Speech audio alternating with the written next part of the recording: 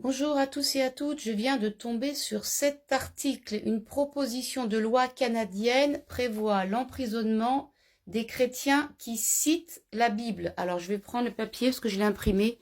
J'ai trouvé ça tellement grave.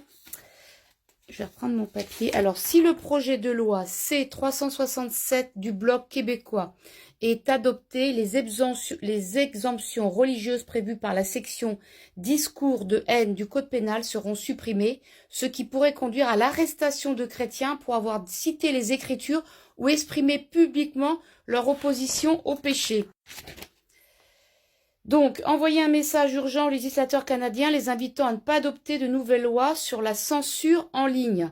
Coalition pour la campagne en faveur de la vie. Les chrétiens doivent-ils être arrêtés pour avoir cité des passages de la Bible en public? Les pasteurs doivent-ils être accusés de crimes de haine lorsqu'ils prêchent contre certains péchés? Les églises doivent-elles être fermées si le gouvernement n'approuve pas leurs croyances? Vous pouvez penser que ces questions sont ridicules. Après tout, nous sommes au Canada. Au Canada, le vrai Nord fort et libre. Notre devise nationale est Amari Usk Admar, a cité le psaume 72:8 qui dit que le Christ dominera d'une mer à l'autre. Nous ne sommes pas en Chine communiste. Toutefois, avec l'introduction du projet de loi C-367, toutes ces questions sont sur la table. J'appelle ce projet de loi « Fermer le projet de loi sur les chrétiens » parce que c'est exactement ce qu'elle a l'intention de faire, mettre les chrétiens dans le placard sous peine d'emprisonnement. Elle réduira au silence les croyants qui s'opposent à l'idéologie woke qui envahit notre pays. Voilà, donc il y en a 3-4 pages. Ceux qui voudront le lien, je leur donnerai. Voilà, donc ils disent que les chrétiens savent que la Bible est un livre puissant. Comme l'a dit quelqu'un, lorsque vous ouvrez votre Bible, Dieu ouvre la bouche. C'est un livre plein d'espoir, de sagesse, de paix, de message du salut de Dieu. Cependant, la Bible est aussi un livre d'avertissement et de correction pour ceux qui s'égarent.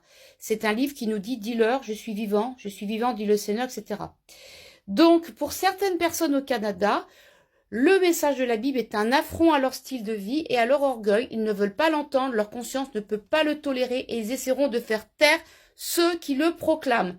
Donc voilà, donc Monsieur Watcott, qui a fait l'objet d'un procès 2 ans plus tard, a finalement été retrouvé non coupable en décembre 2021, parce que du coup, il parlait sur la LGBT et tout ça.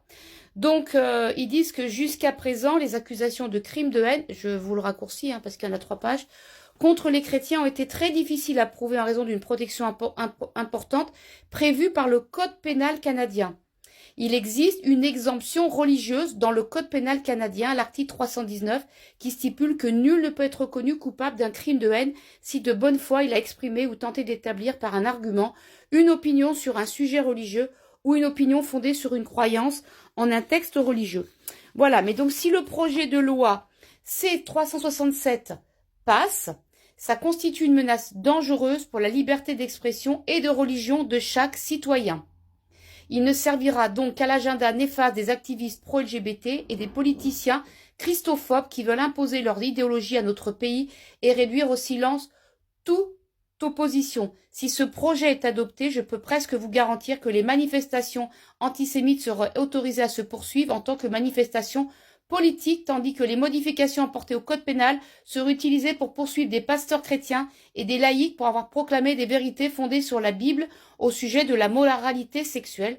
À terme, les rabbins juifs et les imams musulmans ne seront pas exemptés et tomberont eux aussi sur la coupe de l'État. Voilà, donc on a vraiment besoin de stopper ce projet. Ceux qui sont au Canada, là, qui m'entendent, je sais que j'ai des gens qui me suivent, qui viennent du Canada. Renseignez-vous sur ce projet de loi. Je redonne le numéro du projet de loi. Hop, toc, toc. Donc, tapez projet de loi C-367. C'est très, très grave. On voit qu'on arrive à la fin des temps, puisqu'on sait qu'il y aura une persécution des chrétiens. Et là, si ce projet de loi est adopté, et que le Canada l'adopte, les autres pays certainement suivront, puisque tout ce qui vient des États-Unis, du Canada, en général en France, on suit.